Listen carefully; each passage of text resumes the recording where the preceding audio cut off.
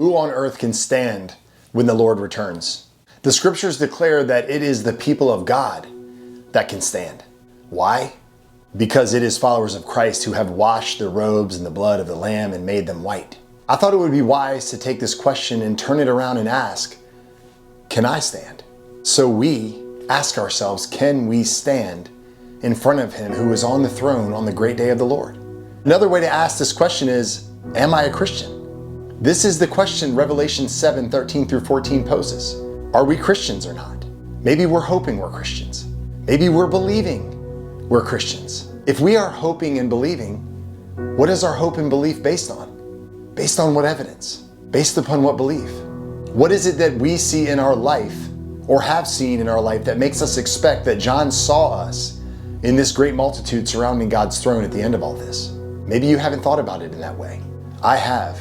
And what I'm sure of is those who belong to God are in this great multitude. 2 Corinthians 13:5 commands us to examine ourselves to see if our faith is genuine. We are to test ourselves. This isn't the only place that God is calling us to examine and test ourselves. I found some text that lays out a good way for us to test ourselves. 1 John 5:1-5 lays out the tests. There are 4 tests to be exact, and they are reiterated over and over again in this epistle. For the most part, we see the same test in Revelation 7. The text says, everyone who believes that Jesus is the Christ has become a child of God.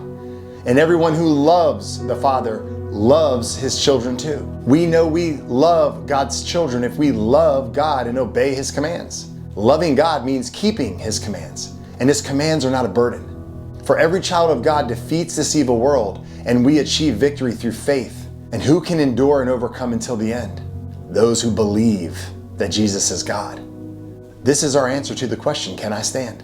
Do you believe Jesus is who He says He is? Do you love those who He has redeemed? Do you walk according to His commandments? Do you endure and overcome the world? Here's the truth. When you are convinced that Jesus is who He says He is, you love Him. When you love Him, you love His people. When you love Him and His people, you obey Him. And when you live your life in Christ, you are able to endure. You are able to stand. Are you getting this? It is not enough to give assent to some facts and say the prayer.